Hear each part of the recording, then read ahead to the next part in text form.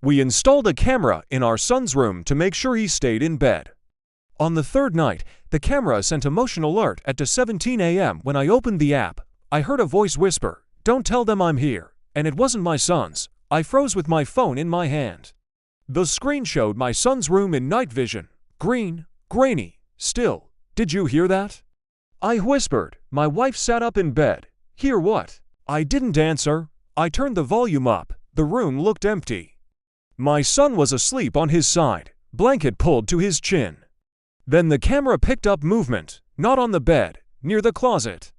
A soft shadow shifted, just out of frame. My wife grabbed my arm. "Is someone in his room?" she asked. I wanted to say no. I wanted to believe it was a glitch. Then the whisper came again, clearer this time. "Be quiet," the voice said. "They'll wake up." My wife let out a strangled sound. "That's not a baby monitor glitch," she said. I slid out of bed, heart hammering. "Stay here," I whispered. "Lock the door." I walked down the hallway barefoot. Every step felt too loud. The house was silent.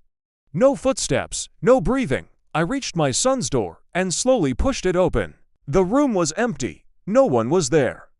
But my son was awake now, eyes wide, staring at the closet. "Daddy," he whispered, "don't tell him you saw." I scooped him into my arms. He was shaking, not crying. Like he was trying to be quiet. "Who is him?" I asked. My son pressed his face into my shoulder. "He comes when it's dark," he whispered. "He tells me stories." My stomach dropped. "What kind of stories?" I asked. He hesitated. "About when he was little," he said, "and nobody listened." I carried him into our bedroom.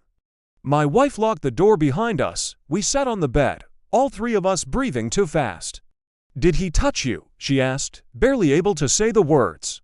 My son shook his head quickly. "No," he said. "He sits in the chair. He says he's hiding." "Hiding from what?" I opened the camera playback, rewound to the start of the alert. At 2:16 a.m., the room was empty. At 2:17, the closet door moved. Just a few inches. My wife covered her mouth. "He's been here before," my son said suddenly. "Lots of times." I looked at him. "Why didn't you tell us?" I asked. He shrugged. "He said you'd be mad," he said, "and that he'd have to go away forever." The camera timestamp blinked. 2:19 a.m. The whisper returned, soft, calm. "I told you not to tell them." My wife grabbed the phone from my hands. Her fingers were shaking so badly she almost dropped it. "Who are you?" she whispered at the screen. The voice didn't answer. Instead, the closet door opened wider, just enough. A face never appeared, only darkness. I moved toward the hallway phone to call the police. "Don't," my son said quickly. "He doesn't like loud. That stopped me cold." "How do you know that?" I asked. My son stared at the floor. "He covers his ears," he said.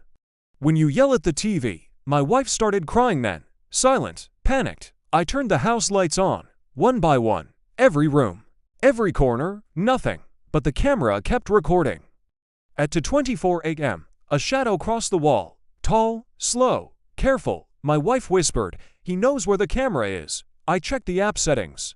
The camera had been muted, manually, at 2:03 a.m. Neither of us had touched it. My son pulled his knees up to his chest. "He lives here," he said, "in the walls." That's when I finally called the police.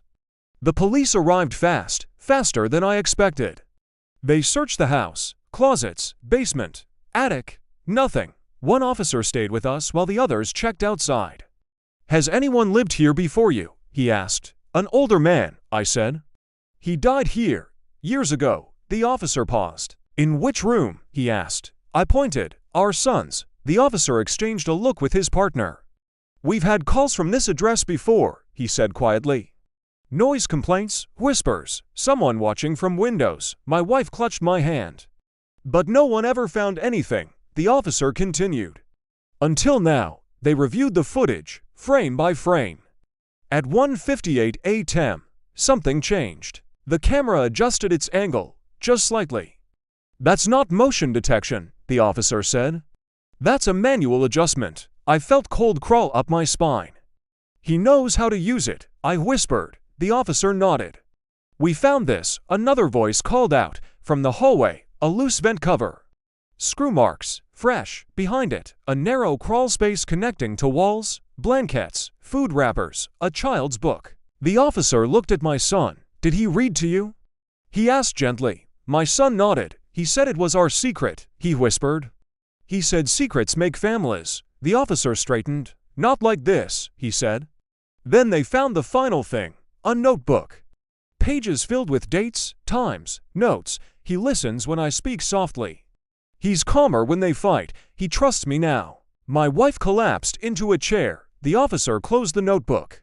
He's been here a long time, he said. And he thinks this is his home. They found him at dawn, not running, not hiding. Curled inside the wall, knees pulled to his chest, hands over his ears. He looked smaller than I imagined, older than he should have been. I didn't hurt him, he kept saying. I just talked. The officers moved slowly, carefully. When they pulled him out, my son cried out. Don't take him, he said. He gets lonely. That broke something in me. The man looked at my son, eyes wet. I never meant to scare you, he whispered. I just wanted someone to hear me. The officer's voice was firm. You crossed a line, he said. A child is not medicine. They led him away. As he passed us, he stopped. I fixed the camera so I could watch him breathe, he said. I wanted to make sure he was okay. The officer tightened his grip. That's enough. When the door closed behind them, the house felt louder than it ever had. We moved out 2 weeks later. Couldn't stay, wouldn't try. Our son slept in our room for months, lights on, door open. Sometimes he still asks, is he lonely now? We tell him the truth. He's getting help, we say, and you're safe. Before we left the house for the last time, I removed the camera. The final recording was still saved, at 2:17 a.m., a whisper. Not threatening, not angry, just tired.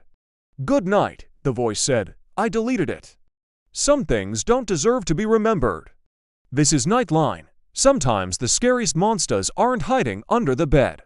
They're hiding where you stop looking.